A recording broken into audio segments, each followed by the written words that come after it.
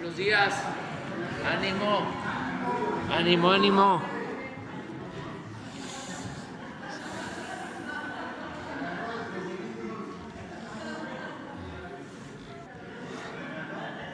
Nos adelantamos. Bueno, vamos a informar sobre el pulso de la salud, de cómo vamos en este propósito de mejorar todos los servicios de atención a la salud de la población. Entonces vamos a escuchar al doctor Jorge Alcocer. Muchas gracias. Con su permiso, señor presidente. Muy buenos días a todas y todos ustedes. Hoy en el Pulso de la Salud, 1 de agosto, va a ser muy breve. El doctor Hugo López-Gatell presentará el papel del deporte en la prevención de las adicciones, mientras que el maestro Zoé Robledo nos informará los avances del IMSS Bienestar 2023 en el país, para así seguir atendiendo a la población sin seguridad social. Él lo expresará a través de un informe general del avance estado por estado en cuanto a equipo, infraestructura, personal, abasto de medicamentos. Es lo que trataremos. Muchas gracias. Con su permiso, presidente, muy buenos días. Maestro Alcocer, buenos días, querido Zoe. Muy buenos días a todas y todos. En este segmento de prevención social de las adicciones hemos estado hablando de los distintos aspectos que contribuyen al riesgo de presentar adicciones o también a la oportunidad de presentar la prevención y evitar el consumo de distintas sustancias psicoactivas, conocidas popularmente como drogas. También es importante señalar que la mayoría de estos factores de protección tienen una posibilidad de servir al individuo, servir a la persona en lo individual, pero cuando se construyen colectivamente ayudan a proteger a las comunidades. Y dentro de esos factores de protección, uno muy importante es el ejercicio, la actividad física, el involucrar al cuerpo en una actividad sistemática, no solamente una actividad casual como caminar o subir escaleras, sino dedicarse con una disciplina a realizar actividades físicas. Ahora, este deporte no tiene que ser necesariamente un deporte profesional, que uno esté enrolado en un equipo de alto desempeño o que realice carreras o competencias específicas. Lo que se requiere sobre todo es la constancia, el involucrarse día con día en la actividad deportiva y desde luego en forma colectiva tiene efectos mejores. Veamos de qué manera. El deporte en general podríamos decir que es las actividades físicas que se realizan bajo ciertas reglas o ciertas estructuras, donde hay orden en la realización. Ese orden puede ser sencillamente, como decía, la disciplina de realizarlo diariamente o con frecuencia, con una frecuencia determinada, en un horario determinado, o realizarlo bajo ciertas reglas del juego cuando se realizan deportes colectivos. Es muy importante porque fortalece a las comunidades contra el consumo de drogas en la medida que ayuda a la socialización, de la que ya habíamos hablado en otra de las presentaciones, a vincularse con personas en una manera saludable, es decir, a partir de una actividad que construye la capacidad corporal, pero también construye la capacidad emocional y mental. Sobra decir, porque es por amplia conocimiento, pero lo reiteramos, además, el deporte, la actividad física, al mejorar el rendimiento del organismo en general, mejora la circulación, mejora la resistencia física, mejora también las capacidades cerebrales en la medida en que también favorece el funcionamiento del cerebro y la circulación sanguínea en el cerebro. La siguiente, por favor. Una cosa que es muy importante es que el ejercicio, la actividad física, el deporte favorecen reglas de convivencia que permiten el reconocimiento de límites, la tolerancia a la frustración, el reconocimiento de las demás personas y el respeto por la colectividad y cada uno de sus miembros. 46%, según estimaciones del INEGI, 46% de las personas que realizan ejercicio tienen un riesgo menor de presentar una actividad de adicción o una dependencia a las drogas. Mejora la vida de la comunidad y eso también crea espacios de bienestar. Esto es parte de la recuperación del espacio físico para uso colectivo y también de la reconstrucción del tejido social, que son dos elementos centrales de la Estrategia Nacional de Prevención de Adicciones, Juntos por la Paz, de la que hemos hablado en múltiples ocasiones. La siguiente, por favor. Vean esta estadística también del INEGI: 42% de las personas en México realizan o realizamos actividad física. Como ya dije, no estoy hablando de actividades profesionales, sencillamente actividades de la vida cotidiana, pero solamente 42%. Es posible que esto valga la pena verlo con el ánimo de que mejore este porcentaje. No está mal 42%, pero es menos de la mitad de la población adulta de México, y esto, si pudiéramos incrementarlo, ayudaría a tener una mayor prevención de este y otros problemas sociales, desde luego de las adicciones y de la salud mental. Ahora, 7 de cada 10 personas hacen deporte por motivos de salud. Dentro de ese 42%, 7 de cada 10, su motivación es pensar en la salud, pero es menos frecuente que se piense en la salud mental. En general se piensa en la salud física, en el rendimiento corporal, pero menos en la salud mental. Y es muy importante para la salud mental también en la época presente de una persona joven y como una especie de inversión a futuro para la salud mental y física de una persona adulta mayor. ¿Dónde se realiza este ejercicio? Esto es muy importante. 66% de las personas que realizan ejercicio en México lo realizan en un espacio público, en un parque, en la calle misma, en una plaza pública. No necesitan un gimnasio profesional o no necesitan una instalación deportiva con instalaciones muy sofisticadas. 21% sí lo realizan en una instalación deportiva, en el caso de las instalaciones privadas, y el resto, 13%, lo realizan en la casa. En la casa también se puede realizar actividad física. Insisto, la disciplina es el elemento fundamental para considerar una actividad física rutinaria como un deporte. La penúltima, una cosa que es muy importante, si vemos la siguiente, por favor, es que los espacios públicos son el entorno social en donde podemos tener una vida saludable, incluyendo la prevención social de las adicciones. Por eso, en la Estrategia Nacional de Prevención de Adicciones Juntos por la Paz, un esfuerzo muy grande que se ha hecho es recuperar el espacio público. En algunos casos se recupera a través del trabajo comunitario. Las personas voluntariamente identifican una cancha de fútbol, una cancha de básquetbol, un gimnasio popular que estaba desvencijado, y entonces trabajan juntas y juntos, a veces con las autoridades locales, a veces en forma independiente, para recuperarlo. No basta con recuperar la instalación física, lo que es muy importante es ocupar la instalación física.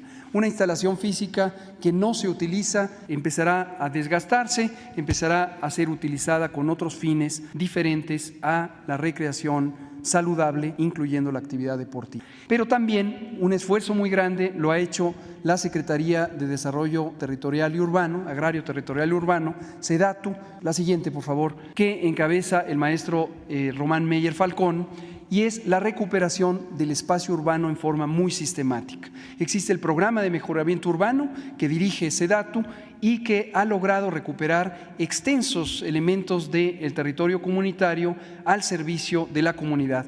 Y esto ha jugado un papel fundamental en prevenir adicciones, en lograr la instalación de los clubes por la paz y la socialización conveniente. Más de 5 millones de personas han sido beneficiarias. No entro en detalle, pero pueden ustedes ver el tipo de espacios públicos que han sido recuperados, desde playas, parques, plazas, campos deportivos, canchas de uso múltiple, canchas de fútbol, béisbol, natación, ciclovías, skate parks y otros, y esto es sumamente importante. Invitamos en ese sentido a la comunidad a que se anticipe a los esfuerzos del programa de mejoramiento urbano, aprovechándolos de manera útil una vez que están constituidos, pero también que estimule a sus autoridades locales, tanto en el nivel municipal como en el estatal, para que pidan ser parte del programa de mejoramiento urbano y logremos recuperar los espacios para el deporte. La última es un recordatorio, nuestra línea de la vida, 800-911-2000, donde pueden obtener información o incluso asesoría directa para problemas de adicción en la comunidad o en personas cercanas conocidas. Muchas gracias. Muchas gracias. Con su permiso, señor presidente, secretario doctor López-Gatell, muy buenos días tengan todas y todos. Vamos a informar sobre los avances del IMSS Bienestar, la institución de atención médica de la Cuarta Transformación para las personas que no cuentan con seguridad social.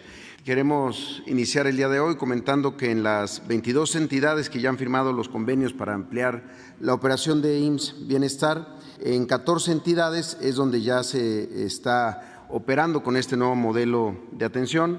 Se han transferido 6,307 centros de salud y 294 hospitales, así como 21 unidades de especialidades médicas, y se han intervenido e invertido en acciones de conservación, compra de equipo médico y contratación de médicos especialistas. Sobre los médicos especialistas, con todas las estrategias, tanto de los médicos de servicios de salud de Cuba, la contratación de médicos jubilados, las contrataciones y convocatorias que se han hecho, ya han sido 7,947 médicos especialistas sumados en algunas de estas estrategias, y de ellos 5,567 están en algunos de estos 14 estados donde ya opera el nuevo modelo de atención. En cuanto a la intervención respecto al equipo médico, la inversión total ha sido de 8,484 millones de pesos para la adquisición de 91,000 equipos médicos, tanto para hospitales, que suman un total de 5,609 millones de pesos en equipos para hospitales y 2,875 millones de pesos en equipos para centros de salud. Esto incluye 5 tomógrafos, 3 resonancias magnéticas, 2 angiógrafos, además de pues miles de equipos que hacían falta. Vamos a verlo estado por estado. El primer caso es Nayarit, en donde se han sumado 484 médicos especialistas. Se han invertido un total de 405 millones de pesos en la adquisición de 5,056 equipos médicos. Se destacan aquí equipos de rayos X de arco en C, equipos de microscopio para oftalmología. También es importante señalar que el abasto que se reporta desde las unidades de segundo nivel de Nayarit ya está en el 99%. En el caso de Tlaxcala se han sumado 363 médicos especialistas que antes no había en el sistema de salud de Tlaxcala. Hay una inversión de 178 millones de pesos en la adquisición de 3,880 equipos médicos, entre ultrasonógrafos, ventiladores de traslado, unidades de electrocirugía, además de mesas quirúrgicas. El abasto que nos reporta Tlaxcala en las unidades hospitalarias es del 99% también. En el caso de Colima, tenemos la suma ya de 195 médicos especialistas y una inversión de 79,3 millones de pesos en la adquisición de 1,835 equipos médicos, entre unidades de electrocirugía también, unidades de anestesia, que eran muy importantes para poder operar plenamente los quirófanos, camas obstétricas, ventiladores de traslado. El abasto que reporta Colima es del 98% en recetas surtidas. En el caso de Baja California Sur, se han sumado 219 médicos y médicas especialistas, una inversión de 96 millones de pesos en la adquisición de 358 equipos médicos, entre los que se destacan la red de refrigeradores para vacunas, ventiladores de traslado neonatal, así como esterilizadores de vapor y un número más grande de equipo médico. En el caso de Sonora, se han sumado 488 médicas y médicos especialistas y hay una inversión de 476 millones de pesos en la adquisición de 8,675 equipos médicos, entre rayos X, ultrasonógrafos, 2 unidades radiológicas, una unidad de laparoscopía. El reporte que tenemos del abasto de medicamentos en Sonora es del 98%. En el caso de Sinaloa, tenemos la suma de 474 médicas y médicos especialistas. Además, ha invertido un total de 1,097 millones de pesos en la adquisición de 16,407 equipos médicos, entre los que se destacan 4 unidades radiológicas, 3 unidades de otorrinolaringología, 2 unidades de tomografía y un abasto que se reporta en el 98%. El siguiente estado es Campeche. En Campeche se han sumado 300 médicas y médicos especialistas y se ha invertido un total de 364,8 millones de pesos en la adquisición de 1,826 equipos médicos, entre unidades de anestesia, esterilizadores de vapor. Además, se está reportando ya un abasto en Campeche del 98%. En el caso de Guerrero, hay un esfuerzo importante para sumar médicas y médicos especialistas, que alcanza 449, que se han sumado apoyado a este estado. Además, se han invertido un total de 1,250 millones de pesos en la adquisición de 16,720 equipos médicos. Se destacan 32 incubadoras de traslado, 26 unidades de anestesia, 19 unidades radiológicas. Además, el abasto que reportamos el día de hoy desde Guerrero es del 88% en las unidades médicas. En el caso de Veracruz, hay una suma de 571 médicas y médicos especialistas. Se ha invertido un total de 746.3 millones de pesos para comprar equipos médicos, un total de 6,999, entre los que están 72 incubadoras, 62 ultrasonógrafos, 51 esterilizadores de vapor, que son fundamentales para poder tener una operación plena en los hospitales, 36 unidades radiológicas, así como 27 ultrasonógrafos. El abasto en Veracruz reporta un 99% en recetas surtidas en las unidades hospitalarias operadas por el IMSS Bienestar. En Michoacán se han sumado 722 médicos especialistas. Hay una inversión de 574 millones de pesos para la adquisición de 5,593 equipos médicos. Aquí se destacan 20 incubadoras de traslado, además de 15 unidades de otorrinolaringología, 15 ultrasonógrafos. El abasto que está reportando Michoacán el día de hoy en las unidades hospitalarias es del 96% de las recetas surtidas. El caso de Morelos, se han sumado 146 médicas y médicos especialistas, una inversión de 119.7 millones de pesos en la adquisición de 934 equipos médicos, entre los que se destacan 8 incubadoras de traslado, 8 unidades de anestesia, además de esterilizadores de vapor, ultrasonógrafos y lámparas quirúrgicas. El abasto que reporta el día de hoy el estado de Morelos es del 88%. En el caso de San Luis Potosí, se han sumado 217 médicas y médicos especialistas. Hay una inversión de 1,324 millones de pesos en la adquisición de 14,209 equipos médicos, entre unidades radiológicas, rayos X arco en C, 4 unidades radiológicas digitales, 2 tomógrafos y un mastógrafo. El abasto que se está reportando desde San Luis Potosí es del 88%. Y finalmente en Zacatecas se han sumado 251 médicas y médicos especialistas. Hay una inversión de 120 millones de pesos en la adquisición de 1,470 equipos médicos, entre los que se destacan 6 incubadoras, 5 esterilizadores de vapor, 2 ultrasonógrafos, unidades radiológicas digitales. El reporte que tenemos del abasto de Zacatecas, de las unidades hospitalarias, es del 88%. Y finalmente el estado de Oaxaca, donde se han sumado 688 médicos especialistas y una inversión total de 1,737 millones de pesos en la adquisición de 7,907 equipos médicos, entre los que se destacan equipos de lavado, además de ultrasonógrafos, incubadoras de traslado, esterilizadores de vapor y 6 unidades radiológicas digitales. El reporte que tenemos del abasto de Oaxaca es del 88%. Sería todo por mi cuenta, señor presidente. Muchas gracias. Primera fila. Empezamos con Sara.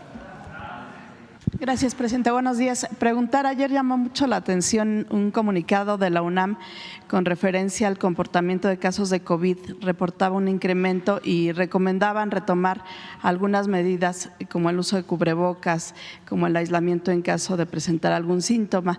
Si ustedes, ¿qué comportamiento ven en el caso de COVID y si viene una nueva ola, qué recomendarían a la población? Por favor. Gracias por preguntar esto, muchas gracias. La UNAM tiene una responsabilidad, la rectoría de la UNAM, de cuidar a su comunidad, y la Comisión Universitaria para la Atención del COVID, que estableció desde el inicio de la pandemia, ha tenido ese enfoque. Hoy ese enfoque está en la responsabilidad del Programa Universitario de Riesgos Epidemiológicos Emergentes y hace un monitoreo periódico justamente con base en la información pública que tiene nuestro gobierno y que presentamos también públicamente o que tienen otros gobiernos para ver la situación de otros países. confiamos mucho y son nuestros amigos, el equipo de personas especialistas que trabajan en esto. El comunicado que producen ayer, lo dice el propio comunicado, tiene como principal enfoque el considerar la protección de la comunidad universitaria en antelación al muy próximo inicio del ciclo escolar universitario.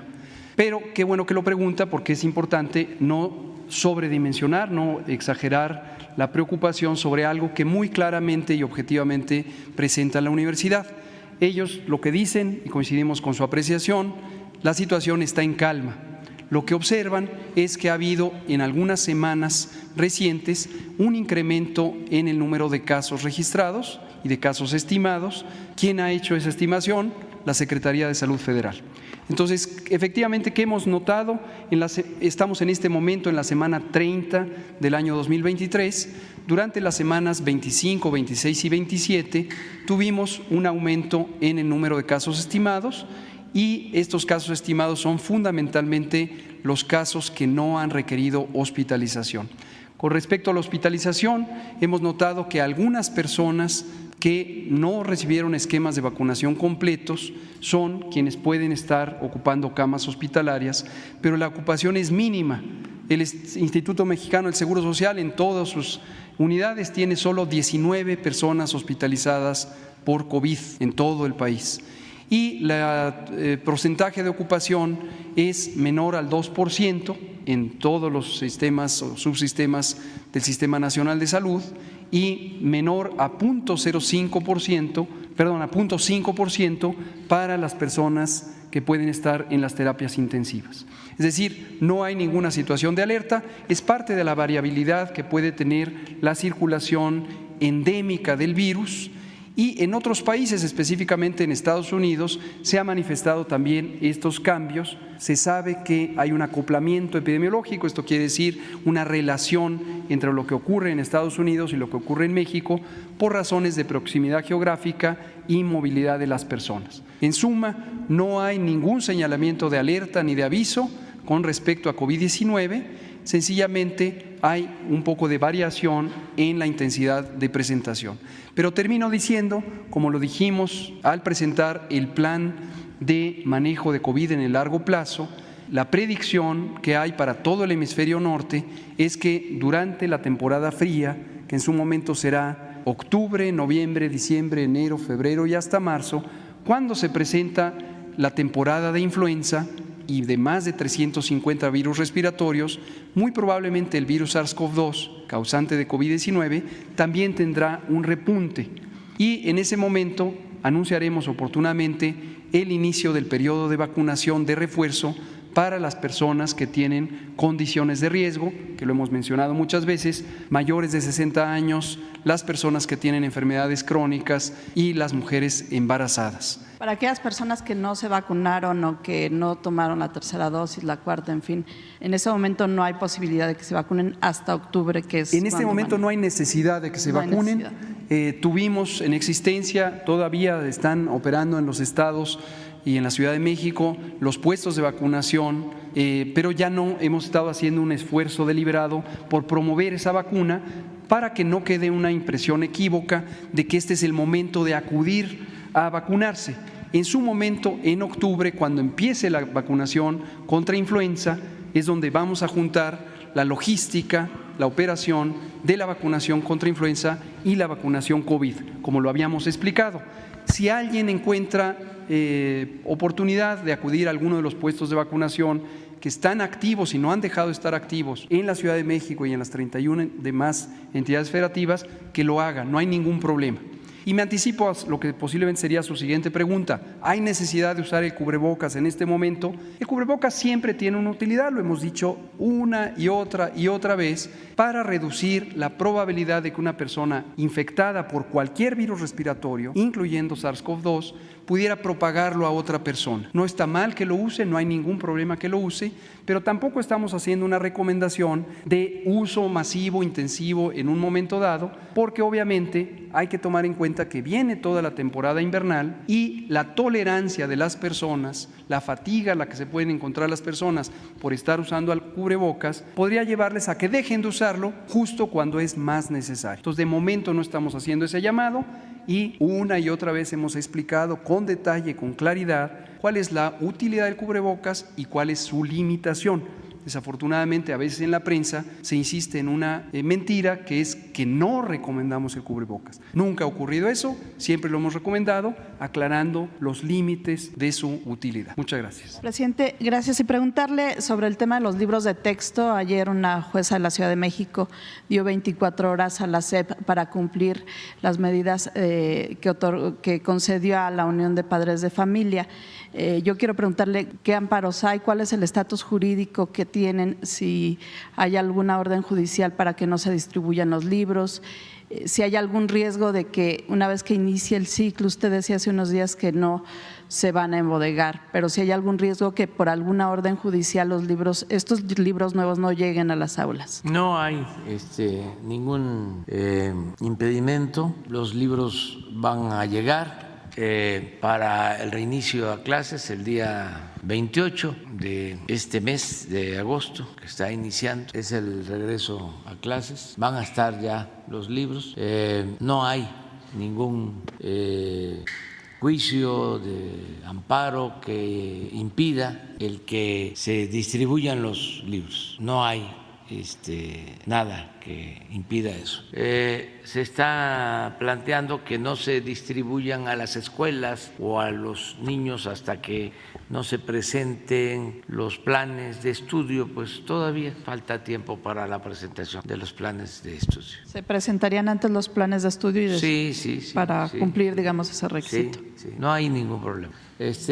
Cuando se trata de estas cosas, pues siempre viene a la memoria lo que pasó en la época del presidente López Mateos, ¿no? Que hubo una campaña de los conservadores de entonces, porque no querían los textos gratuitos, los libros de texto gratuitos. Era secretario de Educación Torres Bodet y se propuso a el intelectual escritor Martín Luis Guzmán como director de la Comisión de Libros de Texto, y se creó un consejo para eso. Y hubo oposición muy fuerte, los mismos de ahora, bueno, el mismo pensamiento de entonces. No querían los libros de texto y sin embargo pues se distribuyeron y ayudaron muchísimo. Esto a principios de los años 60. A nosotros nos tocó recibir los primeros libros en ese entonces.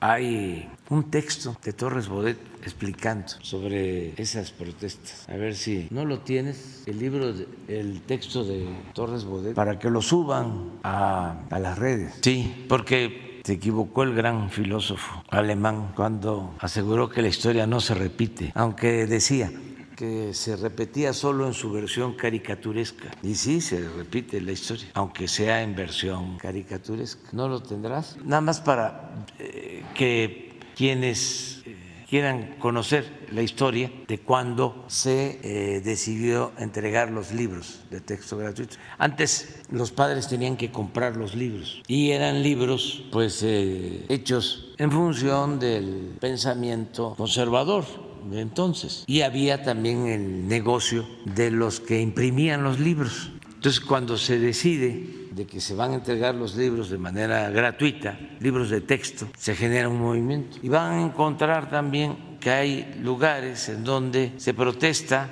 Incluso me acuerdo que en ese texto se habla de que cuando va el presidente López Mateos a un estado, a San Luis, ¿no? No, creo que a Guanajuato. A ver, pásale. A ver, pásale. Adelante. A ver, este fue el comité que se creó para la elaboración de los libros. Ali Chumacero, Luis Garrido, René Capistrán Garza, Andrés Enestrosa, Francisco Monteverde, ¿verdad? Rubén Salazar Mayén, Jesús Silva Gerso, Alfonso Tejada, Julio Torres, ¿verdad? Y Artemio del Valle Arizpe. A ver, adelante. Mire lo que se decía en Monterrey. Seguramente que ahí estaban los juncos de antes. Ciertos sectores consideraron propicio el momento para que los padres de familia manifestaran su indignación. Sigue adelante. No lo querían distribuir. Miren, este es. Sí. Durante el viaje que hizo a León en enero de 1963, el presidente López Mateos, para inaugurar la ciudad deportiva del estado de Guanajuato, el presidente se vio asediado por niños que obedecían consignas de críticos invisibles, o sea, de los que tiran la piedra y esconden la mano, muy propio de la hipocresía, ¿no?, de la derecha. Ostentaban en su cartel esta frase cínica: el texto único es una vergüenza para México. ¿Qué intentaban con esa injuria? Acusarnos de ejercer, dice Torres Bodet, una esclavitud mental, la que según sus ocultos guías estábamos imponiendo a los escolares mediante el reparto de los libros de texto gratuitos. Y ahí contestó el presidente: lo que es una vergüenza para México, contestó el presidente, es que las fuerzas oscuras que no dan la cara se valgan de niños para decir un pensamiento que no tienen el valor de expresar. Pero todo el texto es muy bueno y al final se logró, en bien de la educación pública, la entrega de los libros a principios de los años 60 del siglo pasado. Desde entonces se creó la Comisión de Libros de Texto Gratuito. Y sí, Martín Luis Guzmán fue el primer director de la Comisión de Libros de Texto Gratuito. Ahora pues se está haciendo una revisión de los contenidos de los libros, ya no los están haciendo, que también en esto, además de los grupos conservadores, se oponían pues los que imprimían los libros, porque eran los que tenían el negocio, los libros que vendían, y cuando se decide entregarlos de manera gratuita, pues todos estos grupos se inconforman. Aunque ahora la queja es porque no se conoce el contenido, ¿no?, de los... Sí, de los, pero es en el fondo libros. lo mismo. O sea, si hacen ustedes la investigación sobre quiénes se oponen y quiénes están promoviendo los amparos, van a encontrar que es exactamente lo mismo. Por eso sí recomiendo el texto de Torres Bodet para conocer lo que sucedió en ese entonces. Por eso la historia es la maestra de la vida, decía Cicerón. Quien no sabe de dónde viene, difícilmente va a saber hacia dónde va. El pensamiento conservador siempre ha existido. Ni cuando triunfa la República, después de la Guerra de Reforma y de la intervención francesa, luego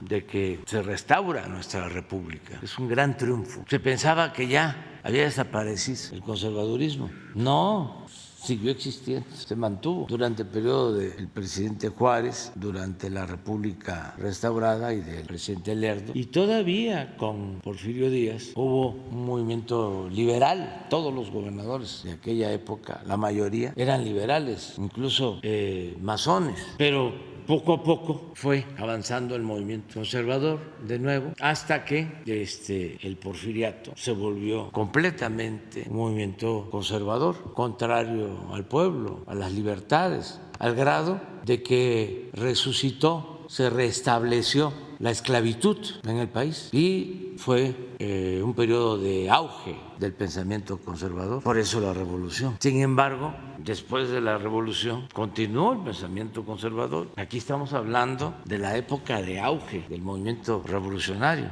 o posrevolucionario, cuando gobierna el presidente López Mateos. Y aún así, ahí está. Y ahora, desde luego, y qué bien, ¿no?, que exista un movimiento conservador de oposición, como ha sucedido a lo largo de la historia, a los cambios y al pensamiento liberal con dimensión social, porque eso es la democracia, que no haya predominio de un solo pensamiento, que no haya un pensamiento único, y eso es lo que existe en nuestro país. Hay una auténtica democracia que antes no se manifestaba, porque había un pensamiento conservador predominante. Yo sostengo de que la democracia era una fachada nada más, que lo que imperaba en México era una oligarquía, gobierno al servicio de una minoría con fachada de democracia. No había un gobierno del pueblo, para el pueblo, con el pueblo, que eso es la democracia. Entonces, ahora existe una oposición conservadora y sí hay una auténtica democracia. Por eso las definiciones, el debate y todo esto lo estamos logrando de manera pacífica, que eso es extraordinario, llevar a cabo una transformación sin violencia, y se va avanzando. Y la verdad, nosotros estamos muy contentos porque estamos logrando el propósito de transformar. Ayer lo decía, ¿cuál es el fin último de un gobierno democrático? Lograr la felicidad del pueblo, y lo estamos logrando. Imagínense lo que significa disminuir la pobreza, reducir la desigualdad. ya me puedo ir a Palenque, ya. Aunque les moleste a mis adversarios conservadores, pero sí ha sido muy importante lo que hemos logrado entre todos, incluso hasta con el buen comportamiento de los conservadores, porque no pasan de insultos, de lo que dicen los conductores de radio y de televisión en contra de nosotros, o los columnistas, pero eso no afecta. Además, como hemos echado a andar desde hace tiempo lo que llamamos la revolución de las conciencias y estamos informando, orientando, concientizando, hemos logrado contrarrestar toda la campaña de manipulación de los medios. Presidente, y en otro tema le quiero preguntar, cuando fue la cumbre de líderes de América del Norte, se acordó un espacio multiservicio o multipropósito, se dijo, en el sureste mexicano para los migrantes. Ahora que vino la funcionaria de Estados Unidos, la Casa Blanca también dijo que hay voluntad del gobierno de Estados Unidos de apoyar este espacio que sería para, no sé si una especie de refugio donde se ofrecería empleo, algunas visas.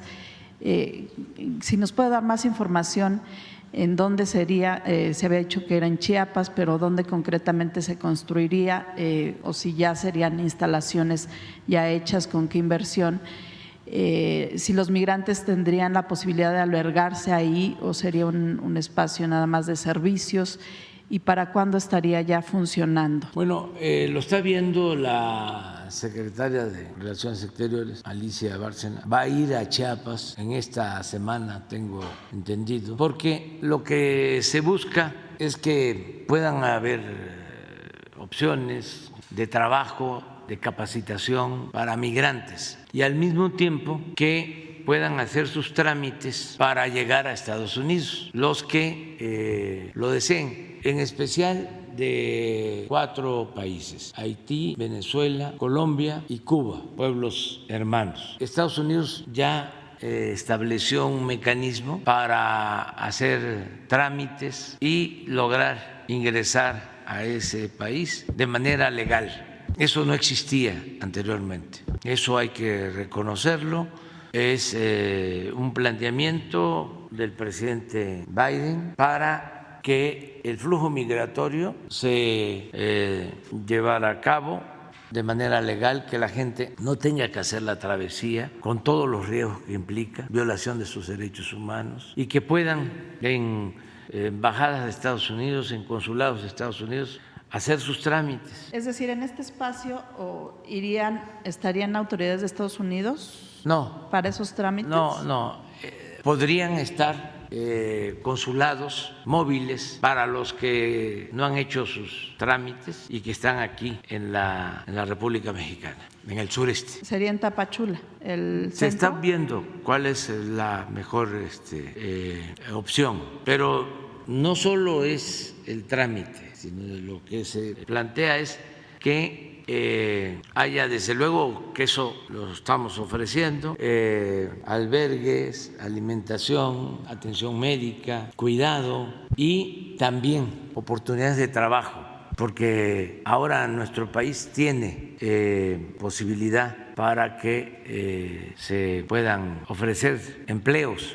Había dicho que se iban a dar visas de trabajo. Sí. ¿Se sabe cuántas todavía? En eso se está elaborando el plan, porque se requiere en México fuerza de trabajo. Hay mucha inversión pública, mucha inversión extranjera y hay demanda de fuerza de trabajo. Y algo especial que se quiere hacer es poner centros de capacitación para formar a obreros calificados, fierreros, soldadores, con becas. Pero eso México también en colaboración con Estados Unidos. Sí, básicamente nosotros, es México, básicamente. En el caso de Estados Unidos es que los que están en México, que no pudieron en sus lugares de origen hacer sus trámites, que los puedan hacer en México para ir a Estados Unidos. O sea, ¿se abriría esa posibilidad? Sí. Porque ahora tiene que ser desde sus países, Sí, ¿no? se va a abrir esa posibilidad para los que ya están. ¿Y se sabe, sí estaría funcionando antes de que acabe su gobierno? Sí. Digo, es que ya desde hace varios meses se acordó y como que no se ha visto ningún avance. Es nuevo esto. Bueno, fue en la cumbre de líderes de América del Norte, ¿no? La primera vez que lo Sí, se informaron. planteó. porque nosotros siempre hemos insistido en que lo mejor es ayudar a los pueblos de América Latina, del Caribe, para que puedan llevar a cabo programas de desarrollo y se ofrezcan oportunidades de trabajo en los lugares de origen donde nació la gente, donde vive la gente, donde están sus familiares, para que no se vean obligados a emigrar. Es decir, con este centro ya podrían quedarse ahí, no tendría necesidad de llegar a la frontera para hacer su trámite. Eso es lo que se busca, no dejar evitar que avancen a la frontera norte. Es transitorio, es porque como se echó a andar este plan y ya algunos no sabían y se quedaron en México, para los que se quedaron, pero ya existen oficinas de Estados Unidos en todos sus consulados, en embajadas, y existen oficinas especiales en Panamá, en Guatemala, para hacer estos trámites. Y ya nada más preguntarle, ¿sería en un espacio que ya está construido y tendrían que quedarse ahí los migrantes, o se va a construir y tendrían que confinarse ahí, o ellos podrían salir? Todavía no se define nada de eso. Va apenas la secretaria de Relaciones, Alicia Bárcenas, a ver cómo se organiza. ¿La instalación no se ha definido? Sí, no, ya. No. Pero más que la instalación, lo que se necesita es llevar a la práctica, ¿no?, las acciones, porque a veces se piensa en la construcción. Hubo un tiempo, hace 2 sexenios, que se crearon unas instalaciones enormes, puertos de entrada se gastaron muchísimo dinero. Ahí están muchos abandonados, porque se piensa en eso. Incluso como estaban muy acostumbrados a robarse el dinero, veían la oportunidad de obtener contratos o recibir moches en la construcción de todas estas obras. Y ahí quedaron las obras, en Chiapas, en distintas partes, en la frontera norte. Son cuerpos sin alma, elefantes blancos. Y lo que se necesita, pues, es que se llegue a un acuerdo con los migrantes, primero para sus trámites, o al mismo tiempo decirles: a ver, aquí hay estas posibilidades de trabajo en el Tren Maya, en Sembrando Vida, en las obras del Istmo de Tehuantepec. Nos están ayudando las empresas para eso, y eso pues es un trámite. No se hace falta una oficina, no hace falta un edificio, no hace falta construir nada, sí, nada más eso. Si quieren ir a la frontera, entonces el trámite lo van a poder hacer ahí, tienen esa opción. Es que antes no había nada, tenían que atravesar el país corriendo todos los riesgos para llegar a Estados Unidos y pasar la frontera. Ahora existe este mecanismo. A ver si Alicia nos manda cuántos han podido ya entrar a Estados Unidos. Sí, ya son como 200,000 que han logrado de esta manera llegar a Estados Unidos. Es muy importante, por primera vez. Claro, en los años 40 hubieron aquellos acuerdos que se hicieron entre el presidente Roosevelt y el presidente Ávila Camacho, porque estaba por iniciar la guerra, la Segunda Guerra Mundial, y se firmaron acuerdos para que trabajadores mexicanos se ocuparan de labores agrícolas y de construir ferrocarril en Estados Unidos, porque muchos estadounidenses fueron a la guerra, los llamados braceros. Pero desde entonces, en el caso de Estados Unidos, no se lograba un acuerdo así. Con Canadá sí existen visas temporales de trabajo, con Estados Unidos es hasta ahora. Entonces, este es el número de solicitudes, 239,000. Estos son los países, y son 177,000 los que ya están en Estados Unidos. ¿Sí? Son 208 los autorizados.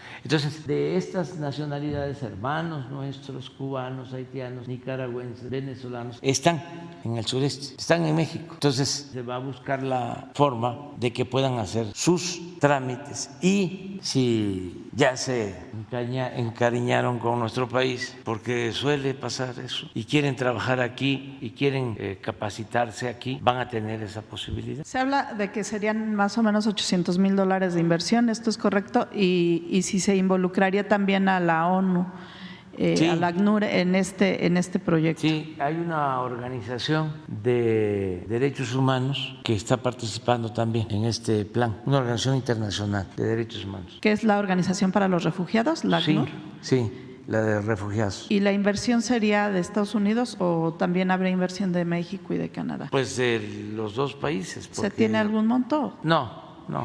Lo único que se dio a conocer es que Estados Unidos va a invertir en el programa Sembrando Vida, que se aplica en Centroamérica, $40 millones. Eso es lo que se ofreció, porque hemos estado insistiendo en que de manera directa se apoye a los productores de Centroamérica. Nosotros tenemos programas de apoyo en Guatemala, en Honduras, en El Salvador, estamos apoyando en Belice, se está apoyando en Cuba, México, o sea, sus programas de cooperación para el desarrollo de los pueblos. Y Estados Unidos están también destinando recursos, pero con una modalidad que nosotros respetuosamente les hemos manifestado que no tiene buenos resultados, porque ellos le entregan los recursos a las llamadas organizaciones no gubernamentales de la sociedad civil y ese dinero no baja, no llega, porque ahí andan los asesores de derechos humanos, de la sociedad civil, en camionetas último modelo y viviendo en hoteles de lujo, y se gastan todo el dinero en los aparatos de intermediación, los aparatos burocráticos, y a la gente no les llega nada. Lo que nosotros hacemos es distinto, porque va directo al productor, se le entrega al productor su apoyo, sin intermediarios. Entonces, por primera vez deciden apoyar de manera directa con $40 millones. Es el inicio, pero ojalá y esto se amplíe, porque va a ayudar mucho. Nosotros hemos hecho evaluaciones de cómo la gente que tiene esta oportunidad de ayuda en el Sembrando Vida, el programa de los jóvenes Construyendo el Futuro, deciden no abandonar sus comunidades, sus pueblos. Acabamos de pasar un video, incluso hasta sería bueno, ¿por qué no lo pasas? Porque nos interesa mucho este tema. Antes no se aplicaba ningún programa de este tipo y todo se quería resolver con militarización, bueno, con muros, ahora con boyas, cuando la gente no abandona sus pueblos por gusto, lo hace por necesidad. Entonces hay que atender las causas, que la migración sea opcional, no forzosa. Ese es el concepto nuevo que se está aplicando. Y como ya llevamos tiempo con estos programas, ya los hemos evaluado y funcionan, dan resultados. Y esto ya se les ha dado a conocer a los funcionarios del gobierno de Estados Unidos, que están en una actitud muy receptiva, de mucha cooperación, y subrayo, el presidente Biden llevó a cabo esto de abrir un camino legal hacia Estados Unidos. Ningún presidente de Estados Unidos lo había hecho desde Roosevelt. ¿Qué es lo que habían hecho? Muros, todos, demócratas y republicanos, siempre muros. El único que no ha hecho muro es el presidente Biden, pero hizo muro desde luego el presidente Trump, hizo muro el presidente Obama, construyó muro el presidente Bush, el presidente Clinton, todos, ¿sí? Este es un orgullo. El proyecto Amexi Sembrando Vida ha sido de mucha ayuda para nosotros. Pues con esa ayuda que ellos nos han dado, nosotros aprendemos mucho. Y es la primera vez en los 32 años que tengo de vida que un proyecto funciona de verdad. Sí, sabíamos sembrar maíz, frijol, arroz, tomate, en algunas ocasiones, pero no sabíamos las técnicas, cómo trabajar hoy en día. Ahora hemos visto el cambio. Yo nunca había tenido tan siquiera una mata de plátano. Gracias a los químicos que hemos elaborado en la biofábrica, hemos tenido una excelente cosecha de papaya. El proyecto en sí como tal realmente ha traído un plus, en especial a la población mujer, la población femenina. Como mujer, este proyecto nos ha empoderado mucho. Tenía pensado emigrar, pero ahora con la ayuda que estoy recibiendo he logrado trabajar mi parcela, ¿verdad? Entonces producir mis alimentos y también recibir un beneficio económico, y me ha servido mucho. Mi esposo y yo, él estaba planeando emigrar, pero desde que vino esa ayuda, ya nosotros queremos estar aquí mejor. Y esperamos que nos siga dando para no seguir emigrando, porque tenía piezas de irme del país, y con esta ayuda pues quizá yo hubiera estado ya en otra. El impacto más grande, y lo hemos experimentado todos los que estamos aquí, es desde el punto de vista económico, social y ambiental. Las prácticas que hacemos vemos que son buenas y vemos que nos ayudan a cuidar nuestro medio ambiente. Yo quería aportar a mi casa, quería hacer algo, no podía. Acabo de salir y no tenía planes y no tenía trabajo. Yo me di cuenta del programa por medio de internet y llegué acá, me entrevistaron, quedé, me explicaron cómo iba a ser el proceso. La capacitación nos ayuda a lo que es hablar con los clientes, a desenvolvernos mejor y cosas que no sabíamos antes. Y para mí ha sido la oportunidad más grande. Gracias por medio del proyecto, pues pude agarrar mi primer empleo formal. La motivación para los jóvenes, que el incentivo económico llega directamente a ellos y no pasa tal vez por autoridades municipales, por el gobierno y demás. Habíamos pensado migrar junto con mi mamá y vamos a ir hacia España. Gracias a Dios mi negocio está creciendo, entonces ya no tengo la necesidad. Aquí no solo son jóvenes construyendo el futuro, sino que son jóvenes construyendo sus sueños también. Y esperamos que esto pueda seguir en una segunda tanda o réplica, como le llamamos, una segunda etapa y luego una tercera.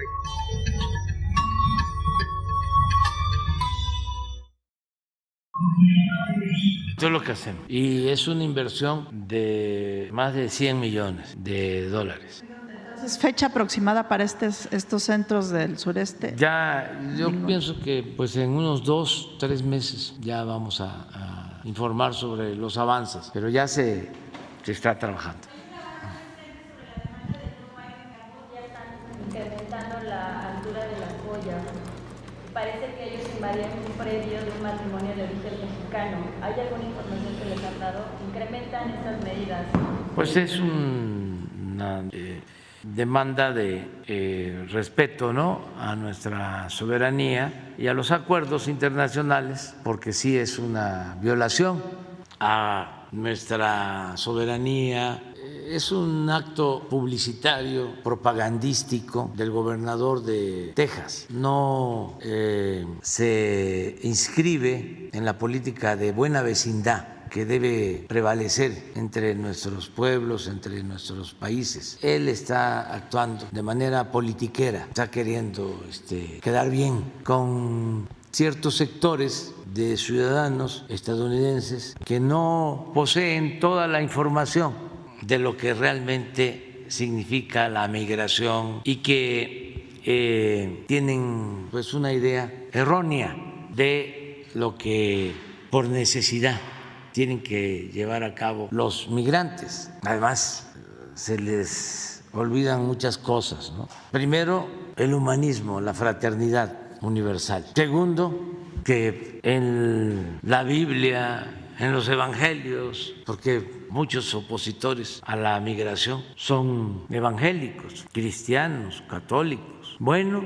pues que lean el Antiguo Testamento, porque ahí se habla de que hay que respetar, proteger, cuidar al forastero, no maltratarlo. Entonces, ¿cómo se va a ir al templo si no se actúa de manera consecuente, si no se aplican los evangelios? Y lo tercero es que Estados Unidos es un país de migrantes. Gracias a los migrantes se convirtió en una gran nación.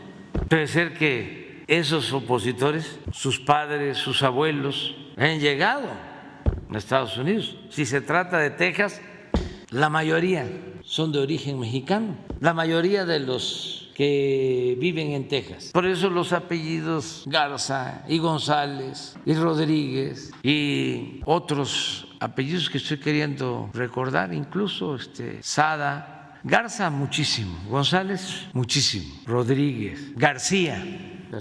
¿Qué pasó? Cuando Texas pertenecía a México, pues eran del estado de Coahuila, la mayoría de los tejanos. Bueno, Ignacio Zaragoza nació en Texas cuando Texas pertenecía a Coahuila.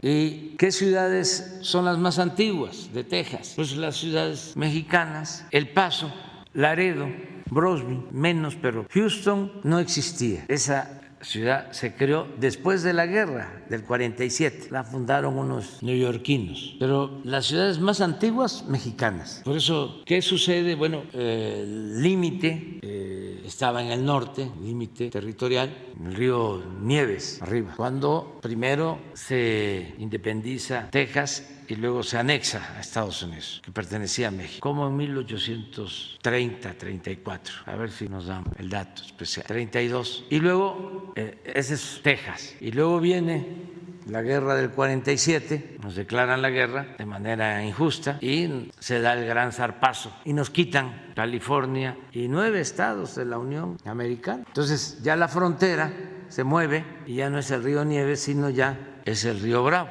Por eso la letra, el corrido de los Tigres del Norte. Yo no crucé la frontera me cruzó. Ya estaban allá. Hay una historia bellísima de los dos Laredos. Cuando se imponen los nuevos límites, el Tratado de Guadalupe Hidalgo, y ya el límite va a ser el río Bravo, y Laredo, que era de México, pasa a ser territorio estadounidense. Los de Laredo se rebelan. Dicen, no, nosotros queremos seguir siendo mexicanos. Entonces exigen que se lleve a cabo una consulta y se gana la consulta. La mayoría del pueblo dice, queremos seguir siendo mexicanos en Laredo. Pero las autoridades de Estados Unidos no respetaron la decisión y no se modificó la frontera. Laredo quedó de aquel lado. ¿Qué hicieron algunos de Laredo, algunas familias? Se pasaron de este lado del río y se trajeron hasta sus muertos y fundaron Nuevo Laredo. Por eso los mexicanos somos mucha pieza. Entonces, esto no sé, no lo sabe el gobernador de Texas, y desde luego que mucha gente de Texas vinculada a México, pues es